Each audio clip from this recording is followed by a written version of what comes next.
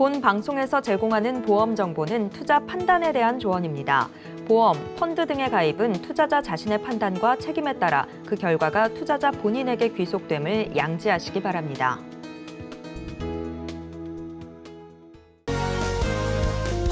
시청자 여러분 안녕하세요. 인생설계 원픽 진행의 김혜연입니다. 이제는 날씨가 제법 춥다는 느낌은 덜해지고 있습니다. 여전히 오전에는 영하권에 있지만 그래도 오후 들어서는 예년 기온을 웃도는 날들도 생겨나고 있는데요. 이렇게 이제 추위가 한풀 꺾이고 나니까 이제는 또 미세먼지가 기승을 부리고 있다라고 합니다. 곳곳에서 공기질 나쁨 수준을 보이고 있는 지역들 늘어나고 있다라고 하는데요. 이렇게 건강을 지키는 데에는 하루도 방심을 할 수 없다라는 생각이 드는 것 같습니다. 이럴 때일수록 또 저희 인생설계 원픽 시청하시면서요. 나를 위한 또 내 가족을 위한 미래 대비책들 마련해 보시면 좋을 것 같습니다. 그리고 저희 인생설계 원픽은요. 유튜브로도 시청해 보실 수가 있습니다. 유튜브에 서울경제TV 검색하시면 실시간으로 시청 가능하고요. 또 참고로 금일 본 방송에서 제공하는 정보들은 투자 판단을 위한 조언이지 해당 보험의 가치나 수익률을 보장하지는 않습니다. 또 서울경제TV와 서울경제신문은 당사의 브랜드입니다. 최근 당사를 사칭한 피해가 늘어나고 있으니까요. 이 점도 각별히 주의해 보시길 바라겠습니다. 네, 그럼 인생설계 원픽 본격적으로 출발해 볼 텐데요. 첫 번째 코너는 생생 라이프 팁 시간이죠.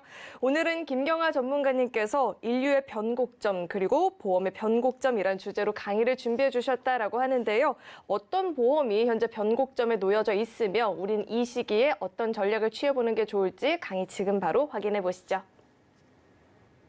네, 안녕하세요. 오늘 말씀드릴 내용은 딱 제목에 써놨는데요. 재테크의 변곡점.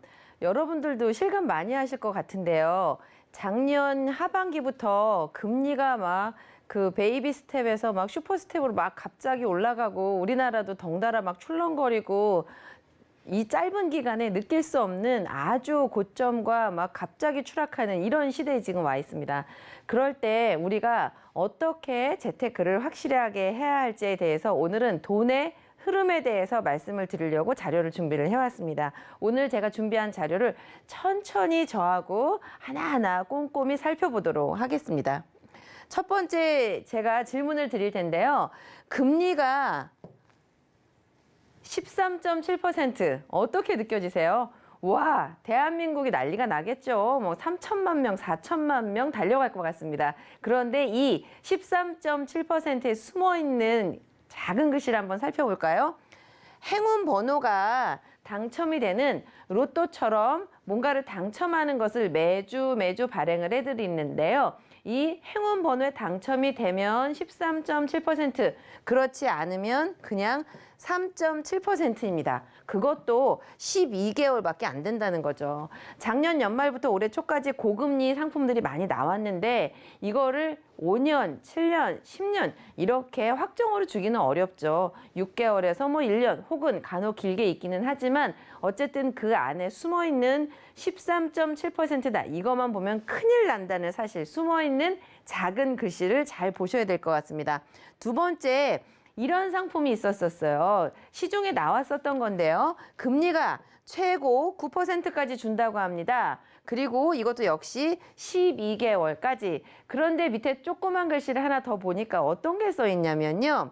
이 스포츠팀 DRX에서 리그 성적에 따라서 성적이 좋으면 금리를 많이 주고 성적이 나쁘면 안 주고, 그럼 우리가 적금을 드는데도 이 스포츠팀이 승리를 하면 금리가 높게 오는 거고요. 승리를 못하면 그냥 2.5% 그것도 12개월로 끝난다는 거죠.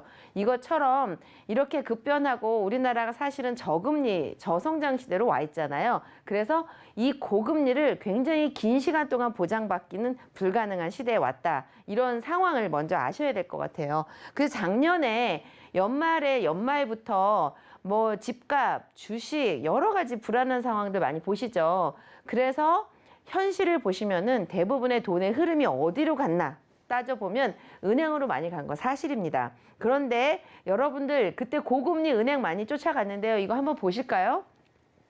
금리가 막 이렇게 됐다가 결국은 뭐 이렇게 되고 있기는 상황인데요. 밑에 기사로 난 거 많이 검색되실 겁니다. 많이 보셨을 텐데요. 그렇게 고금리라고 얘기를 했고 고금리 상품을 만들었는데 벌써 시중금융기관에서는 예적금 금리가 뚝 하고 떨어져서 더 이상 올라가지 않을 미리 선제 조치를 하고 있다는 거죠. 돈의 흐름을 잘 보시고 시간 예측, 그다음에 이 사회 환경의 전망을 잘 하셔야 돈을 어떻게 잘 관리를 하시고 관리된 것을 잘 불리고 이런 전략을 세울 수 있을 것 같습니다. 이 여태까지 말씀드린 것이 우리가 처해 있는 상황이라고 제가 말씀을 드리는 거예요. 그리고 제가 이 자료를 준비하면서 제가 이 금융계 쪽에 근무한 지가 27년 차 이렇게 되는데요. 과거부터 이렇게 쭉 살펴보다 보니까 인류의 역사가 변화하는 어떤 변곡점들이 있잖아요. 예를 들면 쇠를 개발하게 만지면서부터 무기가 등장해서 뭐 힘의 권력이 생긴다든지 농사를 지으면서 부를 축적한다든지 이런 인류의 변곡점들이 있었습니다. 그럴 때마다 인류 역사가 어떤 식으로든 발전을 했죠. 금융도 마찬가지입니다. 보험만 예를 들어서 설명을 하다 보면 실손보험도 제가 이 세부 내용을 말씀드리려고 하는 게 아니고요. 이런 변천사 속에서 어떤 변곡점들이 있어 왔습니다.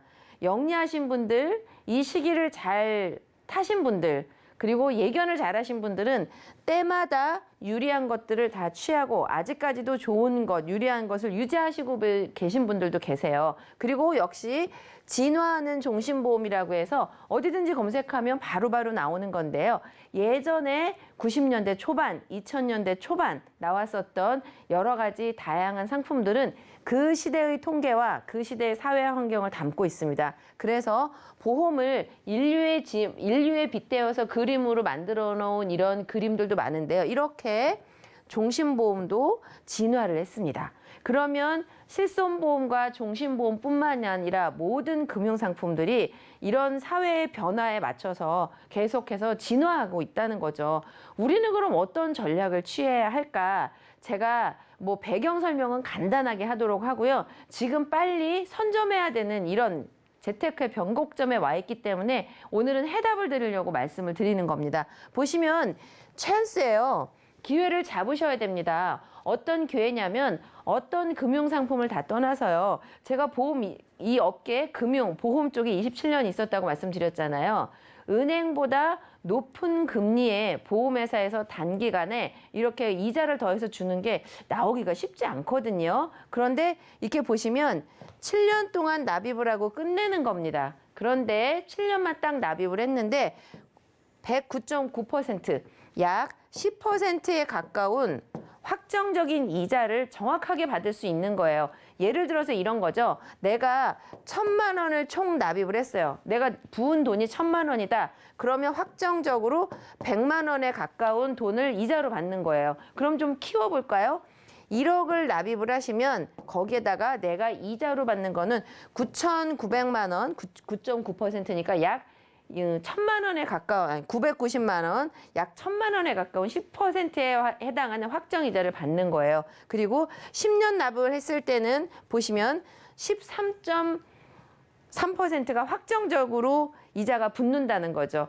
저희 서류 많이 보잖아요. 그 서류에 정확하게 딱 받을 수 있는 금액이 찍혀져 나옵니다. 그럼 이거를 조금 더 현실성 있게 왜 이것을 내가 취해야 하는지, 이게 왜 기회인지를 제가 설명을 드릴 건데요. 우리나라 소득세법 시행령 25조에 이렇게 써 있습니다. 이런 요건을 갖추면 저축성 보험으로 보고 세금을 안 받을 것이다 라고 명시가 되어 있는 부분이 있어요. 이 법을 제가 오늘 자세하게 설명드리려고 하는 것은 아니고요. 이런 소득세법도 잘 이해를 하셔서 금융상품을 선택을 하시면 어떤 분들은 매년 적금을 드는데 매년 15.4%씩 세금을 떼요. 게다가 나중에 건강보험료도 더 많이 내는 거죠. 이렇게 저축하시는 분들도 계시고요. 소득세법을 잘 이해를 하시고 금융상품을 선택하시면 이자 소득세 15.4% 매년 내는 것도 안 떼고 건강보험료에도 합산도 안 되고 이런 거를 고를 수 있다는 거죠. 그래서 잘 공부를 하셔서 나한테 기회가 된다면 반드시 잡는 게 좋을 것 같습니다. 두 번째 근거를 제가 들어드릴 텐데요. 제가 이제 95년에 입사를 했기 때문에 그 전에 금융 환경을 살펴보시면 제가 대학교 다닐 때는 퇴직금으로 2억이나 3억만 받으면 한 달에 몇백만 원씩 생활비가 나온다고 그거면 평생 산다고 그러시더라고요. 저는 그때 너무 큰 돈이었어요. 그런데 이렇게 쭉 지나서 요즘 어떠세요?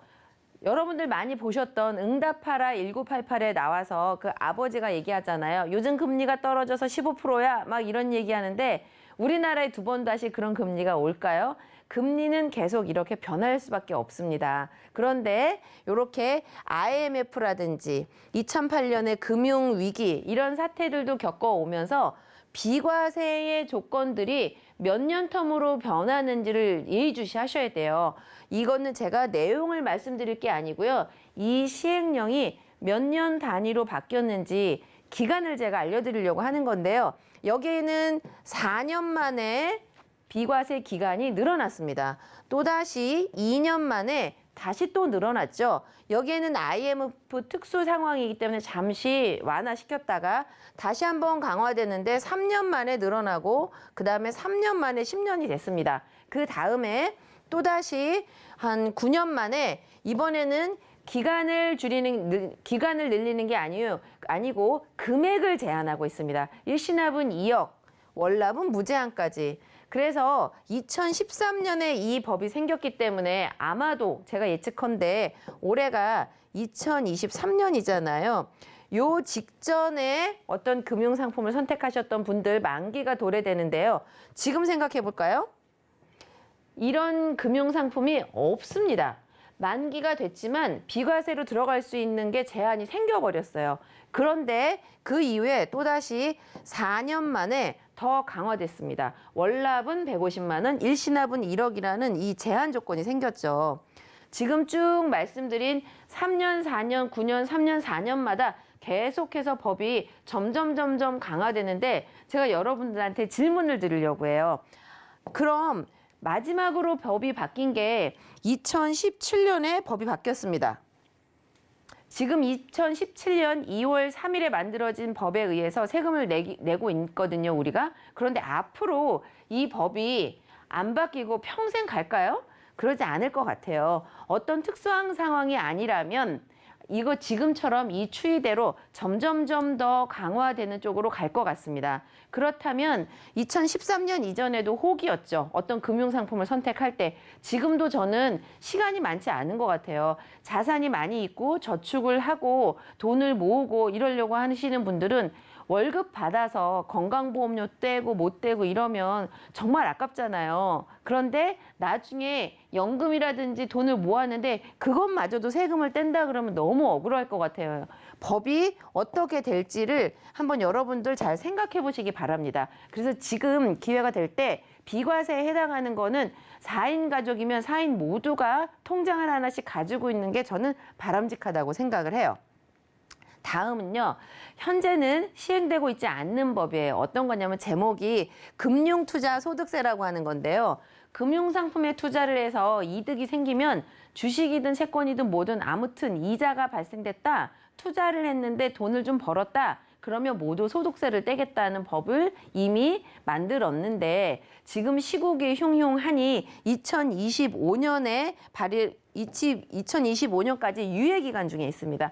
지금 우리나라에서 대략 예측되는 분들이 15만 명 정도가 과세 대상자라고 나오는데요. 저거 남의 일이야 이렇게 생각하실 수도 있죠. 이 15만 명에 들어가시는 분들은 진짜 더 계획을 잘 세우셔야 될 것 같고요. 그 다음에 저희들도 잘 생각해야 되는 게 저희 같은 그냥 일반 중소 이렇게 서민들도 열심히 벌어서 60세, 70세에 연금을 받는데 연금 받아서 건강보험료 내고 연금 받아서 건강보험료 내고 이미 이 법은 시행이 됐기 때문에 건강보험료 안 뗄 수가 없어요. 그러면 지금 법에 건강보험료를 떼지 않는 이런 것들을 가지고 있어야 지금 직장 생활하시는 분들이 70세에 연금 받을 때 이제 좀 세금에서 자유로워졌나 싶은데 그때도 또 건강보험료를 떼셔야 되거든요. 그래서 이 15만 명 이외에도 비과세에 해당하는 거를 잘 가지고 계신다면 건강보험료도 내지 않는 이런 기회를 잘 잡으셔야 될 것 같습니다.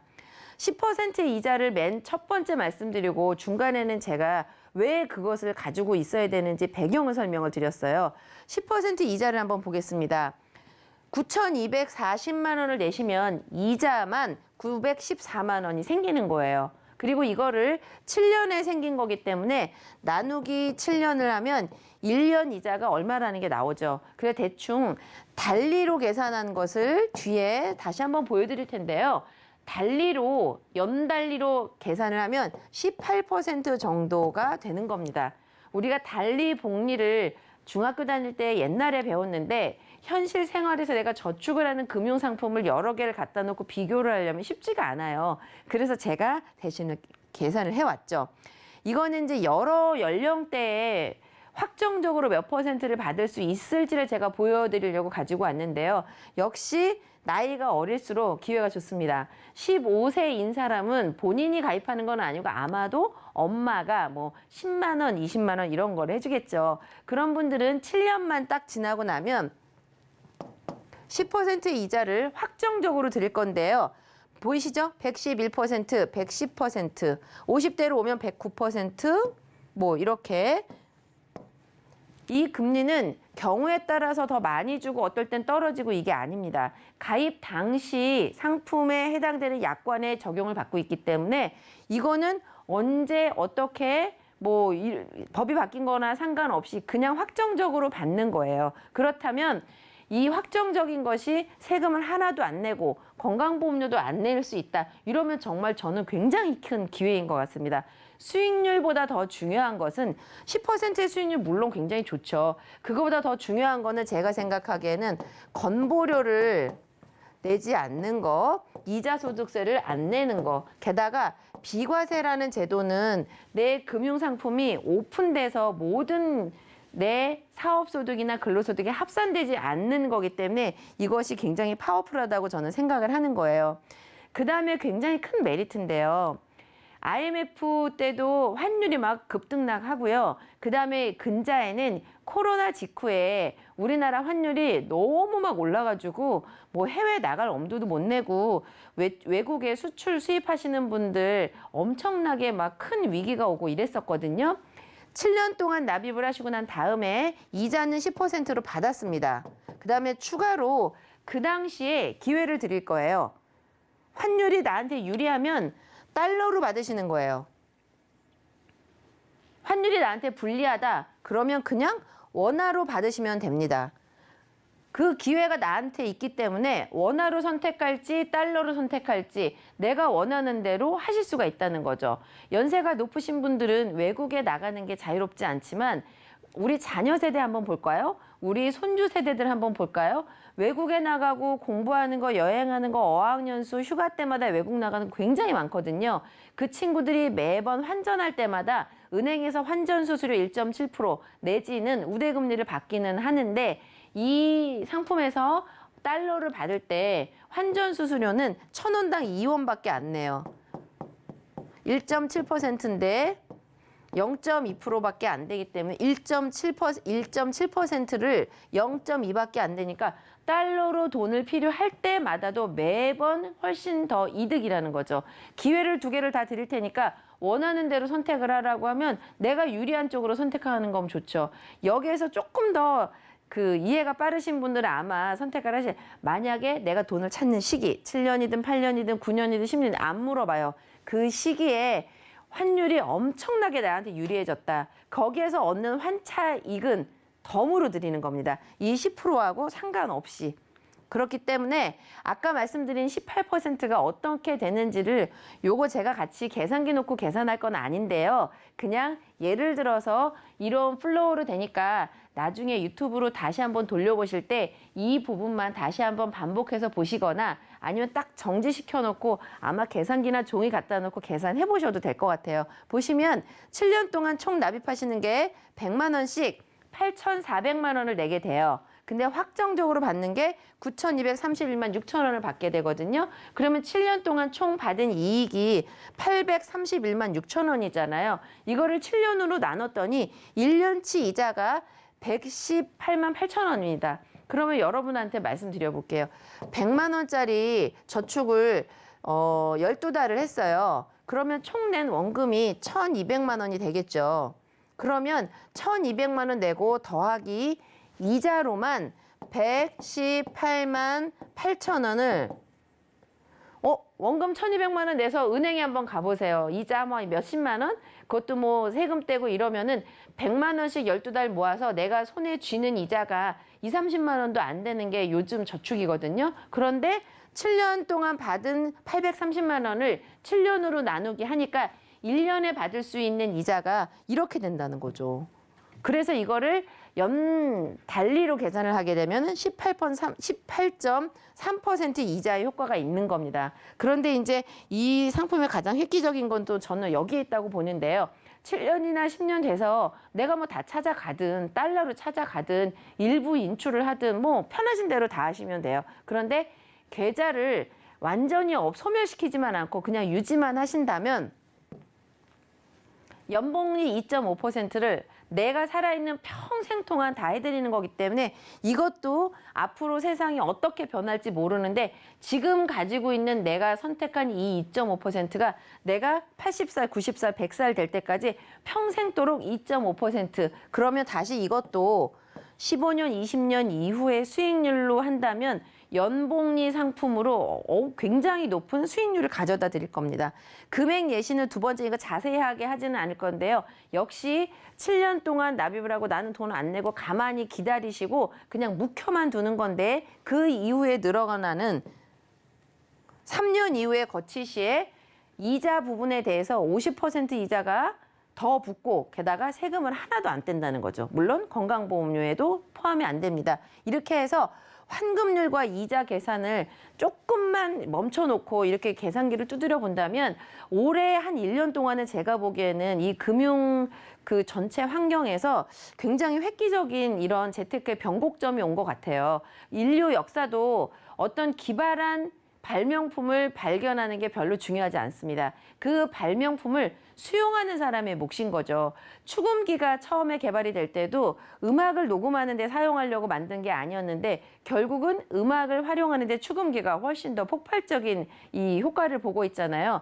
재테크의 변곡점에 와 있습니다. 여러분들이 어떻게 이 변화를 내게 기회로 가져가느냐에 따라서 이 모든 혜택들 18%에 해당하는 것, 세금을 하나도 안 내는 것, 건강보험료도 안 내는 것, 이것을 평생 동안 내가 가져갈 수 있는 기회 이런 것들이 7년만 납입을 하시면 모든 기회를 내가 가져갈 수 있는 거는 제가 27년밖에 안 되지만 제가 진짜 처음 만나는 것 같고요. 앞으로도 이런 상황이 다시 오긴 쉽지 않을 것 같습니다. 보험의 금융의 인류 역사상에 여러 번의 변곡점들이 있는데 매 변곡점은 그 기회를 집은 사람, 그 기회를 포착한 사람의 승자가 되는 이런 역사로 남는 것을 우리가 그 과거를 통해서 배울 수가 있죠. 마지막으로 재테크의 변곡점을 다시 한번 말씀드리는데요. 7년 동안 납입을 하시면 9.9% 전후, 나이가 어리면 110% 넘어가고요. 나이가 많아지시면 약간 떨어집니다. 이걸 확정적으로 잡으시고 이걸 달리로 환산했을 때 18%에 해당하는 이런 이자, 게다가 세금, 그다음에 건보료 이런 것들에서 모두 자유로운 이런 재테크에서 보기 드문 변곡점에 와 있습니다. 오늘은 돈의 흐름을 말씀을 드렸고요. 결국은 이 오늘 선택하신 이것이 적용을 받아서 내가 유지하는 기간 동안 내 권리로 가져가시는 거잖아요. 그래서 저는 막 마음이 설레더라고요. 보다 더 많은 사람들에게, 보다 더 많은 분들한테 빨리빨리 말씀을 드려서 이 변곡점이 막 10년, 20년 갈 게 아니잖아요. 변곡점이라는 거는 그야말로 긴 역사를 보면 점 같아요. 몇 개월이나 얼마 가지 않아서 이게 어떻게 제도가 바뀔지 모르는 거기 때문에 지금 이런 기회가 있을 때 빨리 알아보셔서 그 기회를 잡으시는 게 굉장히 중요하리라고 생각합니다. 오늘 재테크의 변곡점에 대해서 준비한 내용은 여기까지입니다.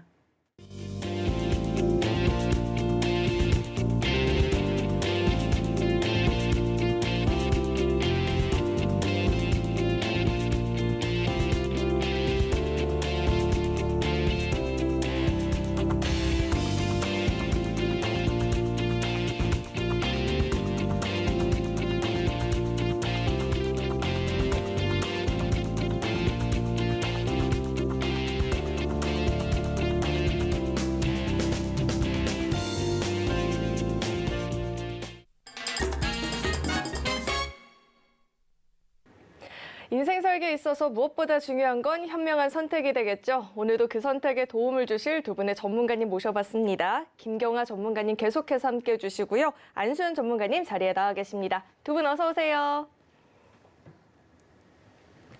네, 오늘 두 분과 함께 어떤 주제로 이야기 나눠보면 좋을지 오늘의 주제 화면을 통해서 확인해 보시죠.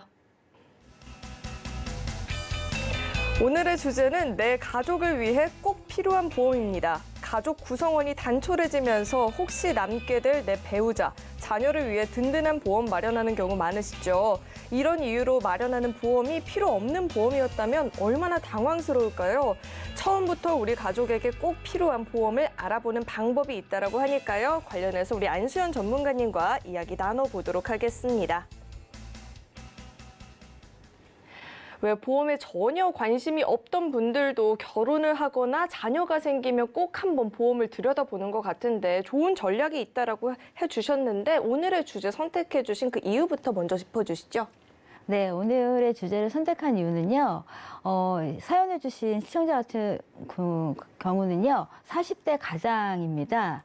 그리고 남매를 키우시는 분이었는데, 매주마다 이벤트를 할 정도로 자녀를 엄청 사랑하시는 분이었어요. 그래서, 이 자녀를 매주마다 정말 대공원이며 야외로 데리고 다닐 정도로, 매주마다 자녀를 정말 엄청 사랑할 정도로 정말 이벤트를 하니까 얼마나 이렇게 돈이 많이 들겠어요. 그래서 그런 보험의 크기도 크지 않을까 해서 증권을 들여다봤더니 예상보다는 너무 작은 보장을 갖고 계시더라고요. 그래서 이 정도의 보장으로 과연 이런 사랑의 크기가 물론 보험하고는 상관없을 수도 있지만 우리가 평소에 생활하는 여러 가지 비용이 많이 들잖아요. 하지만 우리가 보험은 사랑이라는 말도 있습니다. 그래서 우리가 보험의 종류가 여러 가지가 있지만 우리가 시청자 여러분과 같이 보험 증권을 들여다보면서 이 보험이 괜찮은가 한번 같이 고민하는 시간을 가졌으면 합니다.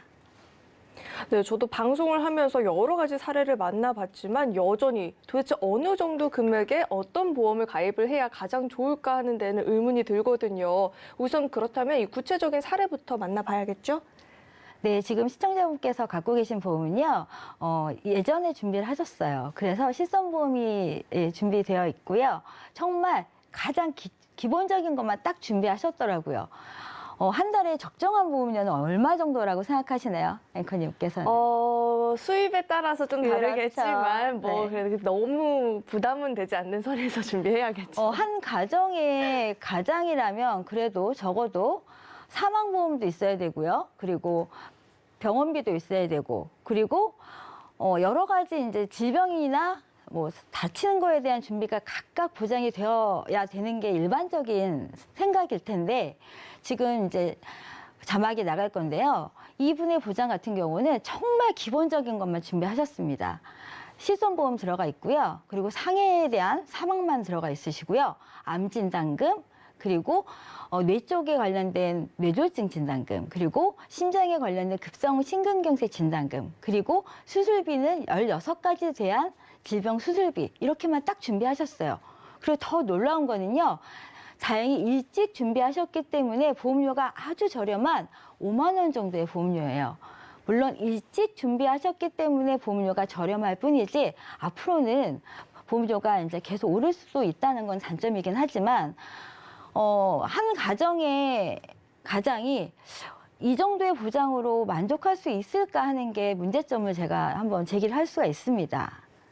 그래서 이런 보장을 어떻게 하면 개선할까 한번 고민을 한번 해볼 수밖에 없거든요. 그 사례 보니까요, 가장이다. 게다가 또 이야기를 들었을 때는 혹시 이번 사례에 역대급 보험료가 나오지 않을까라는 걱정도 있었는데 딱 기본만 우선은 준비가 된 것 같아요. 살펴보니까 남겨질 아내나 자녀를 고려하지는 또 못했던 전략인 것 같은데 이분에게는 또 리모델링 필요해 보입니다. 어떤 해결책 준비해 주셨을까요? 네, 기존의 그 리모델링 같은 경우는 뭐 유지하거나 보완하거나 대부분 그런 경우가 많이 있습니다. 아니면 뭐 새롭게 보완을 하거나 이런 경우가 있는데 이분 같은 경우는 너무 기본적인 보장만 준비하셨기 때문에 당연히 추가적인 보장을 하셔야 되는데 자녀분이 있습니다. 그리고 사랑하는 아내가 있죠. 그렇다면 이 가정을 유지하기 위해서는 어떠한 게 보장이 필요할까요? 아마 첫 번째는 이 가정이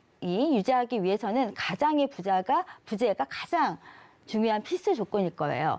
만약 이 가장이 없다면 이 사랑하는 아내와 자녀가 어떻게 될까요? 당장 제일 중요한 거는 이 사망에 대한 준비가 제일 필요할 것입니다. 그러면 사망이 필요한데 그러면 우리가 살 때 당장 이 가장이 없을 경우에 우리가 사망도 준비해야 되고 만약 가장이 없으면 우리가 생활비가 필요하잖아요. 그렇다면 목적 자금이 필요할 텐데 그러면 이 아내분이 가장을 대신해서 어떤 돈이 필요할 때 사망보험금이나 아니면 이런 목적 자금 둘 다 필요할 겁니다. 그러면 우리가 어떠한 그 돈을 필요할 때는 항상 고민합니다. 목적 자금을 준비할 것인가 사망을 준비할 것인가 이 두 가지 고민에 있어서 한번 비교를 한번 해보겠습니다. 첫 번째 제안은요. 우리가 목돈을 마련하는 준비를 해봤는데요. 자막이 나갈 건데요.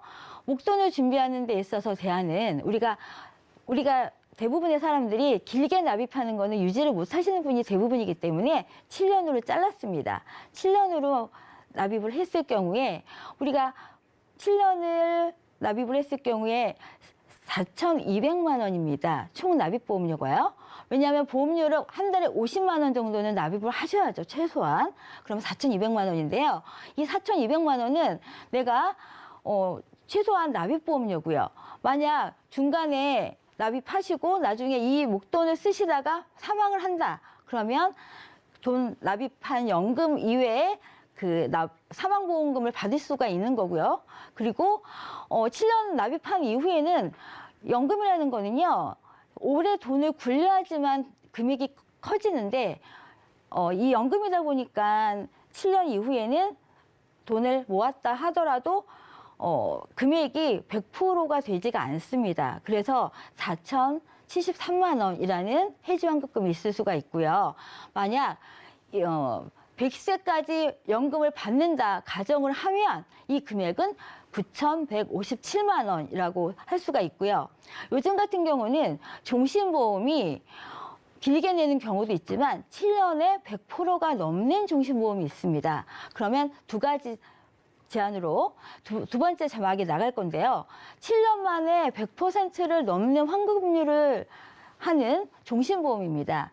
마찬가지로 7년을 납입하면 50만 원일 경우에 4,200만 원을 납입을 하는 건데요.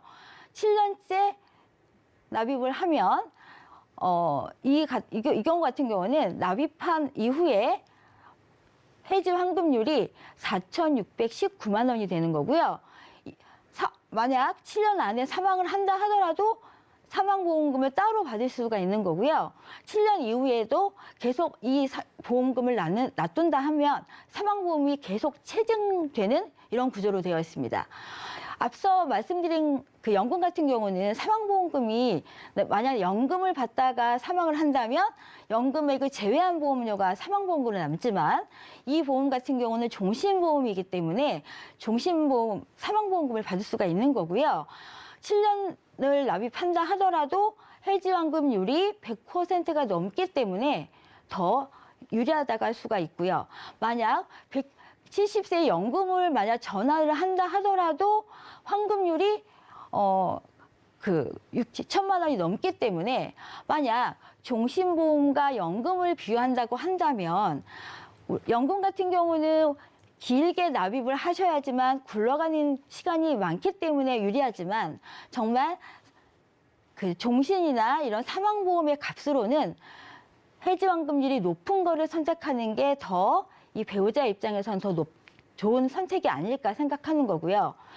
가장의 입장에서는 사망보험금도 중요하지만 만약 살아있는 동안에 아프다면 남아있는 가족한테 그거야말로 더 힘든 일이 아닐 수 없을 건데요. 지금 앞서 보장 내용을 보시면 요즘 같은 경우는 우리가 의료가 개발이 돼서 뇌졸중이나 급성심근경색으로 진단받아서 병원 가는 일은 거의 없습니다. 뇌졸중으로 진단받기 이전에 뇌혈관이나 아니면 허혈성 아니면 부정맥으로 진단받아가지고 치료받는 경우가 많이 있기 때문에 뇌졸중이나 급성심근경색으로 진단받을 확률이 더 적기 때문에 우리가 뇌혈관이나 부정맥, 허혈성에 대한 보장을 갖고 계셔야 되는데 이런 진단금으로 준비하기에는 한 번만 받고 끝나기 때문에 이런 뇌나 심장 같은 경우는 수술비로 준비하셔야 되는 거고요.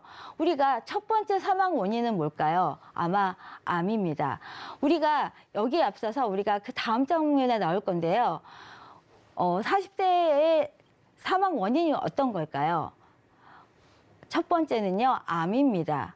그리고 두 번째는 자살입니다.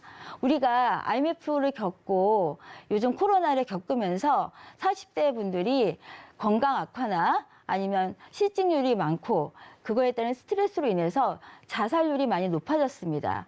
그리고 암 같은 경우는 전 연령층에서 많은 게 바로 40대입니다. 얼마 전 기사를 봤는데요. 40대 이상의 사망률이 우리나라가 제일 높다는 기사를 봤습니다. 그만큼 40대 이상의 사망률이 제일 높은 게 저희 나라인데요. 그렇기 때문에 40대 사망에 대해서는 꼭 준비하셔야 되는 거고요. 사망 이후에 가장 준비해야 되는 것은 첫 번째 사망률이 암이기 때문에 첫 번째 암을 준비하셔야 되는데 그 기존의 보장에서는 암이 2천만 원밖에 없었습니다. 하지만 진단금을 준비하기에는 다소 지금 부족함이 있기 때문에 이런 항암 치료를 준비하셔야 되는데요. 항암 치료 같은 경우는 요즘 환경에서는 암의 진단금은 물론 준비하면 좋지만 우리가 암에 있어서 수술에 앞서서는 항암을 먼저 하고 방사선을 먼저 하기 때문에 그거에 따른 치료비를 먼저 저렴한 비용으로 준비하시는 게 지금 자막에 나가죠. 2만 원대 보험료로 이런 표적 항암이나 면역 항암 치료, 이런 다빈치 로봇 수술비를 준비하신다면 가격 대비 큰 보장을 가져가실 수가 있는 거고요. 우리가 뇌나 심장 같은 경우는 한 번 받는 진단비가 아닌 반복적인 수술비를 준비하신다면 훨씬 더 든든한 보장이 될 것 같은 생각이 듭니다. 우리가 수술비에 따른 거는 여러 가지가 있습니다. 이런 생활에 따른 진단비, 수술비를 보시면 40대 이상 분 같은 경우는 이런 여러 가지 그 생활질환이 많이 수술을 하시는데요. 담낭에 혹이 생긴다던가 아니면 간에 혹이 생긴다던가 아니면 어깨 질환이나 이런 모든 부위에 대해서 수술을 할 수 있는 이런 종수술비를 갖고 가시는 게 좋으신 거고요. 성인에 따른 이런 성인질환 수술비, 그리고 노화에 따른 관절염 수술비, 이런 머리부터 발끝까지 우리가 몸 질환에 있어서 상해나 질환에 따른 모든 수술비를 이런 2만 원대 수술비로 우리가 20년 갱신이긴 하지만 당장 아이들이 어리기 때문에 교육비도 들어야 되고요. 여러 가지 생활비에 따라서 준비를 안 하고 아니면 준비를 하더라도 유지를 못하는 것보다는 20년 동안이지만 오르지 않는 보험료로 일단은 준비하시고요. 그 다음은 종신보험으로 저축을 하고 사망을 같이 보장을 받으시면서 일단은 유지하시면서 같이 보장과 저축과 이런 자금 유동성을 이용하신다면 자금, 종신, 사망 보장, 그리고 질병, 상해 이 세 가지를 모두 다 준비하신다면 내 가정을 위한 정말 든든한 필수 보장이 되지 않을까 이렇게 생각을 한번 해봤습니다. 네, 연금 관련해서 A, B 플랜 이렇게 두 가지 플랜을 비교해 볼 수 있어서 너무 좋았던 것 같아요. 그리고 기존에는 기본만 준비가 되어 있었는데 부족했던 수술비 관련한 보장들도 이렇게 잘 메꿔진 것 같아서 좋았는데요. 그렇다면 이번 사례에서 저희가 추가적으로 짚어볼 주의점이 있다면 어떤 게 있을지 또 간략하게 짚어주시죠. 네, 물론 각각 개인마다 다 가정마다 틀린 사정이 있겠지만요. 혹시나 개인의 병이 있다던가 아니면 자녀의 각 가정의 특성에 따라서 다르고요.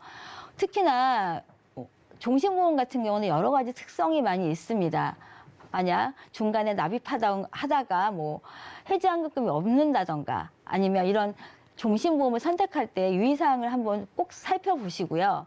만약 내가 납입하다가 정말 사정이 생겨서 이걸 유지 못한다면 정말 소잃고 외양간을 고치는 이런 사태가 발생할 수가 있기 때문에 종신보험을 선택할 때는 내가 이거를 끝까지 유지할 수가 있는지, 내가 납입하는 중간에 급한 일이 생겨도 이거를 꼭 유지할 수가 있는 건지 반드시 꼼꼼히 약관을 살펴보시고 조건을 살펴보시고 선택할 거를 한번 주의 깊게 말씀드리고 싶습니다.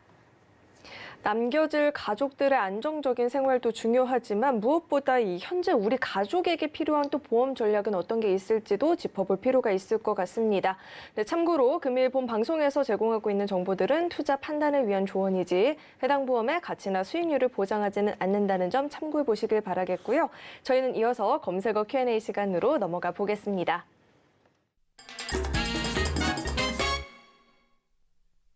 현재 시점 가장 뜨거운 이 보험 키워드에 대한 궁금증을 스피디하게 풀어보는 시간이죠. 첫 번째 궁금증부터 만나볼 텐데요. 첫 번째 질문이 딱인 것 같아요. 전문가이시잖아요. 네. 앞서 강의에서도 좋은 전략을 짚어주셨는데 2010년에 가입해서 납입이 끝난 이 변액연금을 증권사에서 수익률 높은 상품으로 바꾸라고 권유를 하는데 괜찮은 전략일까요? 글쎄요, 여기 문구만 보면 와, 이 수익률 높여준다니까 얼마나 좋아요. 유혹이 되죠. 근데 잊을만 하면 한 번씩 이렇게 누가 옆에서 건드려요. 제가 실제로 제 주변에서도 뭐 그 해당 회사에서도 와서 일시납으로 바꾸라고 했다. 그 다음에 증권사 갔더니 그거 두면 뭐 하냐 이런 얘기를 실제로 많이 하시더라고요. 그런데 질문 하나 드려볼게요. 앵커님, 이제 복리가 전년도 거를 원금에 산입하고 또 뭐 합해가지고 계속 복리로 불어난다는 거 대충 어렴풋이 아시죠? 복리가 2년 동안 복리로 굴러가는 거랑 20년 동안 복리로 굴러가는 거랑 어떤 게 차이가 있을까요? 2년이면 변동성이 좀 있을 것 같고 20년이면 20년 뒤에 더 좋으면 어떡하죠? 어떡하죠? 중간에 더 좋으면? 그러니까요. 고민이 되네요. 네. 그래서 이 질문에서 답이 있는데요. 2010년에 가입을 하셨잖아요. 그럼 지금 13년이나 지났어요. 그러면 복리로 불어나기에 2년, 3년밖에 안 됐을 때는 뭐 큰 이렇게 효과가 없는데 이미 13년 지났고 지금부터 가만히만 두면 점점 그 여러분 학교 다닐 때 우리 그래프 배웠는데 이제 처음에는 1도밖에 차이가 안 나는데 하나는 이렇게 쭉 가고 1도밖에 차이 안 나는 게 나중에 지나면 이렇게 점점 차이가 벌어져서 시간이 지나면 결국 이렇게 벌어지거든요. 이게 복리의 효과인데 초기 1, 2년에는 효과가 없는데 지금처럼 13년이나 지났으면 그 다음부터는 복리로 점점 벌어질 일만 남았어요. 13년이나 참았잖아요. 그 13년 참은 시간은 누구한테 보상을 받으시게요? 두 번째, 비과세 그렇게 얘기를 하는데 이미 이분께서는 비과세 요건을 모두 다 충족을 했어요. 그래서 지금은 연금을 뭐 이렇게 수령하실 때 아무 세금 안 나고 그냥 뭐 받아서 충분히 쓰시면 되거든요. 근데 지금에 와서 어떤 새로운 상품을 선택을 하시면 요즘 나온 지금의 법에 맞춰서 새롭게 또 적용을 받아야 되니까 과거에 이렇게 애써 놓으신 거 비과세 요건 다 날아간다는 거. 세 번째는 평생토록 연금을 받을 때 목돈을 넣어놓고 1회분만 연금 받고 이게 돈이 쌓여있는 데서 조금씩 뺏으잖아요. 그러면 남아있는 거는 계속해서 연봉리로 불어날 거고 혹은 아니면 투자가 될 거거든요. 그러면 이 연금은 100세면 100세 아니면 110세가 될 때 뭐 110이든지 아니면 살아있는 동안 평생 동안 연금을 까먹을 리가 없습니다. 그런데 여러분 투자 지금 수익률 좋죠? 9%, 12% 났어요. 까먹을 확률이 있을까요? 없을까요? 까먹을 확률을 감안하고 그걸 대가로 고수익을 바라시는 건데요. 노후를 까먹을 수도 있는 이런 모험을 하시겠습니다. 모험을 하실까요? 저는 수익률보다 더 중요한 것은 노후 생활을 안정적으로 하느냐가 훨씬 더 중요하기 때문에 이미 13년 동안 모든 요건을 충족해서 이미 확보돼 있는 것을 버리고 지금에 와서 위험한 데 가는 거는 저는 반대입니다. 역시 우리 전문가님 명쾌하시죠. 13년 전부터 시작을 했으니 비과세에도 해당되고 이제는 연복리만 누리면 된다 이렇게 명쾌하게 짚어주셨고요. 이어서 다음 궁금증도 만나보도록 하겠습니다. 암 수술을 한 지 2년밖에 안 됐는데 자녀가 어리다 보니까 이 재발에 대한 걱정이 있습니다. 암 수술을 한 지 2년밖에 안 됐는데 혹시 지금 가입할 수 있는 보험이 있을까요? 필요할 것 같은데. 네, 아마 암에 이력이 있으신 분들은 암이 재발할까를 제일 걱정하실 텐데요. 네, 찾아보면 있을 것 같습니다. 우리가 보험을 선택할 때는요, 보험사에서 물어보는 것만 잘 대답하면 되시는 거고요. 보험사에서 물어보는 것 중에서만 잘 선택하시면 되는데, 이 질문에 있어서는요, 2년 안에 수술하신 분이잖아요. 그러면 2년만 피해 가시면 되겠네요. 2년 안에 암 수술을 한 거에 대해서만 피해 가시면 되니까 1년 안에 암 수술을 안 하신 거에 대해서만 피해 가시면 될 것 같습니다. 잘 찾아보시면 있으시니까요. 잘 한번 찾아보시기 바라겠습니다. 네, 보험의 문턱이 많이 낮아진 것 같아요. 이 기준만 잘 지키고 의무고지만 잘 지킨다면 충분히 가입할 수 있는 보험도 있다. 이렇게 이야기해 주셨고요. 이어서 다음 궁금증도 만나보도록 하겠습니다. 42살 주부인데요. 치아가 갑자기 안 좋아진 것 같은데 지금 가입하면 언제부터 이 치아보험 보장 받을 수 있을까요? 갑자기 앵커님이 저한테 질문을 하시니까 2017년에 제가 이제 패널로 출연할 때 제 별명이 치아보험 김 선생이었거든요. 치아보험을 연구를 엄청나게 해가지고 치아보험 김 선생이라는 별명이 갑자기 생각이 나는데 이렇게 말씀드릴게요. 여러분 암보험 가입할 때 암 걸려 있으면 그 암은 암보험에서 안 해주죠. 네. 치아는 치아의 뿌리가 잇몸에 있느냐가 이게 관건인 거예요. 그래서 치아보험은 발치가 된 거는 이가 뽑아진 거는 암 걸렸다고 보는 거죠. 그래서 보장은 이가 뿌리가 남아있고 부러진 건 관계가 없는데 뿌리가 남아있는 거가 중요해요. 그리고 암보험도 90일 동안은 있는데 일부러 가입할 수 있잖아요. 그래서 90일을 면책기간이라고 하는데 90일 지나야 보장을 받을 수 있고요. 어떤 회사는 1년 이내 50%, 2년 이내 이런 게 있어요. 치아보험도 똑같습니다. 보험이기 때문에. 그래서 90 얼마가 지나야 보장이 된다 이런 거 있고요. 치아보험을 굉장히 많은 회사에서 만들어내고 있는데 어떤 회사는 가입해서 1년만 지나면 100% 보장을 다 해주고 어떤 회사는 2년이 지나야 100% 보장을 다 해줍니다. 그럼 잘 역으로 환산하면 1년 이내에는 50%, 2년 이내에는 50%라는 거잖아요. 그래서 치아도 여러 가지가 있는데요. 제일 흔한 거 돈 많이 든다고 생각하는 게 임플란트. 두 번째는 임플란트도 한 8년, 10년 지나면 또 해야 되니까 혹은 틀니를 하게 되거든요. 두 번째가 틀니. 세 번째는 이런 거 말고 조금 돈이 덜 드는 게 크라운, 레진, 인레 이런 거 있거든요. 그런데 내 치아 상태를 보시고 충치가 별로 없다 그러면은 굳이 임플란트나 틀니를 집중적으로 보장할 필요는 없어요. 굉장히 나중에 걸릴 거기 때문에 그 사이에 괜히 갱신해가지고 보험료만 많이 낼 거거든요. 그러면 치아가 흔들려서 어머 곧 임플란트를 해야 될 것 같아. 이러면 임플란트를 집중적으로 보장하는 회사를 선택하시고요.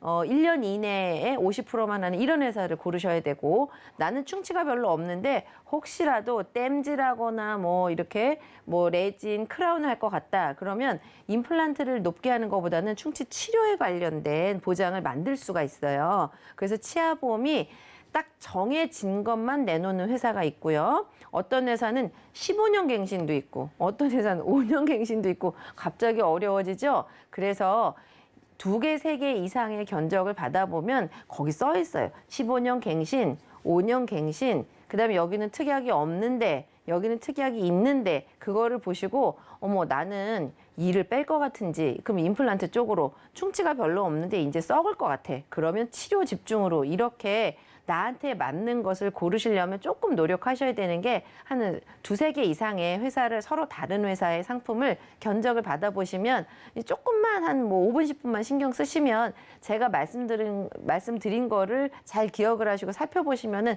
금방 답이 나올 거라고 생각을 합니다. 네, 이 치아보험도 다른 보험들과 마찬가지로 여러 회사를 비교해보는 게 중요할 것 같습니다. 네, 오늘 이렇게 두 분과 함께 인생설계 원픽부터 검색어 Q&A까지 궁금증 해결해 봤는데요. 참고로 금일 본 방송에서 제공했던 정보들은 투자 판단을 위한 조언이지 해당 보험의 가치나 수익률을 보장하지는 않습니다. 또 서울경제TV와 서울경제신문은 당사의 브랜드입니다. 최근 당사를 사칭한 피해가 늘어나고 있으니까요. 이 점도 각별히 주의해 보시길 바라겠습니다. 그리고 저희 인생설계 원픽은요. 서울경제TV 홈페이지와 유튜브 채널을 통해서 다시 보기도 가능하니까요. 다시 보시면서 놓쳤던 부분들도 꼼꼼하게 챙겨가 보시면 좋을 것 같습니다. 네, 오늘 저희가 준비한 소식은 여기까지이고요. 저희 방송 끝까지 함께해 주신 여러분 고맙습니다.